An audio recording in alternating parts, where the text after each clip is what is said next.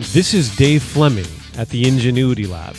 Welcome to another episode of Lifework, a podcast that explores ideas and insights at the intersection of who you are and what you do, your life work.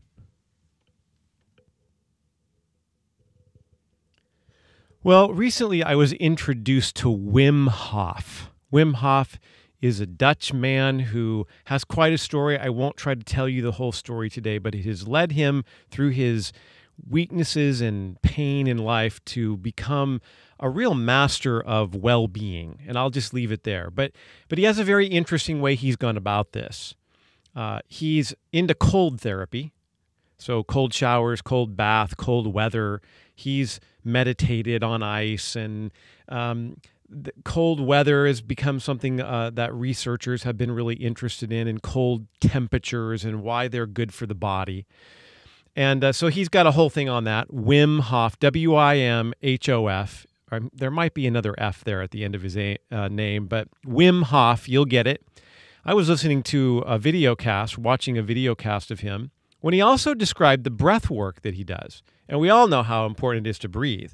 And not just, regular breathing, but meditative breathing. And he has a breathing exercise that he has found to really, and researchers have also found to be really quite powerful for the immune system and for reconnecting our body in ways that we've always been meant to be connected, but sometimes in the modern world get a little disconnected from.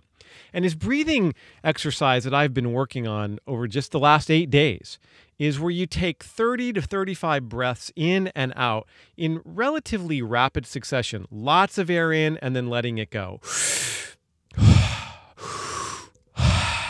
And you do that over and over for 30, 35 breaths. And, you start to feel lightheaded and tingly and so forth. And then on the 33rd or 4th breath, you exhale and then hold your breath as long as you can. And he's walking you through this on his app. And there's music playing, and he's encouraging you and telling you some things about how to do this. And I will tell you, the first time I did it, I held my breath for a minute. And I've been working this. You do 3 rounds of taking all these breaths and then holding your breath and so forth. You do 3 rounds of these in one session. And yesterday, just 8 days in, on the 3rd round of my session, I held my breath for over 3 minutes. Now, I got to tell you, I never thought I would hold my breath for over 3 minutes, ever. I thought that was a limit. In fact, I've always thought of myself as someone who's not very good at holding his breath. And so to get past 3 minutes was quite an accomplishment. And it reminds me of what I want to remind you of today. And that is this: fall in love with your limits. Fall in love with those constraints that you have in your life, whether they are personal-oriented or work-oriented. Fall in love with your limits. Why? Because limits invite us to either transcend them or to work ingeniously inside them to do something good in the world. Sometimes we can transcend limits, like I did. Never thought I'd hold my breath for 3 minutes. My wife, I told my wife later yesterday, and she said, "Oh, I bet you could probably get to 5 minutes." And my immediate thought was, I'm going to get there. Whereas before I was doing the breathing method of Wim Hof, I would have laughed at the notion. So there really are some limits in life that we need to transcend. But sometimes we can't transcend a limit. Sometimes you don't get a bigger budget. Sometimes you don't get to hire more people. Sometimes you don't get to walk away from your family. And that's a good thing. Sometimes you have to be in difficult situations. Sometimes you have to have people in your life that irritate you. Well, that's an always, right? I mean, we're always going to have people in our lives that are what I call growth people. Some limits are not necessarily meant to be transcended. They are meant to be leveraged. Some you can transcend. Some you can transform. Remember that today as you hit limits. Is this a limit that I can overcome? Like, is this a boundary limit that I could get past?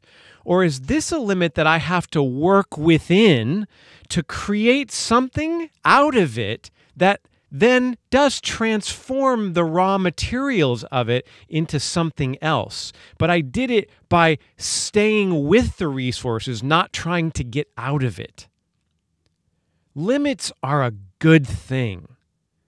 Without limits, we couldn't hardly do anything in life. You couldn't drink water without limits. Most of us use a cup when we drink. That has limits and shape, and water can hold inside of it. Most of us drive a car. Many of us live in houses or apartments, and there are limits to those things. But without those limits, we would be in a lot of trouble in life because limits give us the opportunity to either transcend or transform. What limits are you fighting in your life today?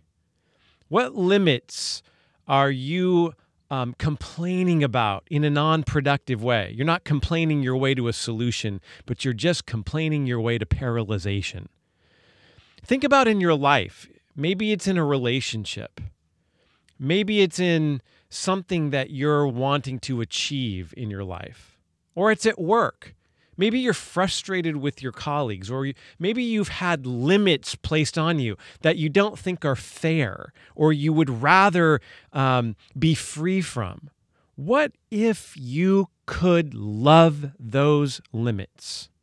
Instead of seeing those as the enemy, as the thing that causes your angst in life, what if you could see limits as invitations to overcome, either by transcending them or by using them to transform something else? Such a powerful concept and such an important mind shift. And it happens as soon as we hit limits. Man, as soon as I hit a limit or a frustration, it's so easy for me to immediately go negative. Look up the word constraint. It's not a positive sounding definition, but I think it should be. I think a constraint can be a really good thing. I think a limit can be a really powerful thing, because without limits, without not having what we want, we can never move and advance the things that are important to us. It's because of the constraint, because of the limit, that I can actually move forward. What if you could flip the switch on your limits, and instead of initially staying in a place of complaint or bitterness, you could flip it to, wow, I am actually grateful. Thank you for this limit, because now, with this limit, I will either figure out a way to transcend it, to move beyond it, or I will use it inventively to transform the world. This is Dave Fleming at the Ingenuity Lab. Thanks for joining me for another episode of Lifework. Until next time, go love your limits.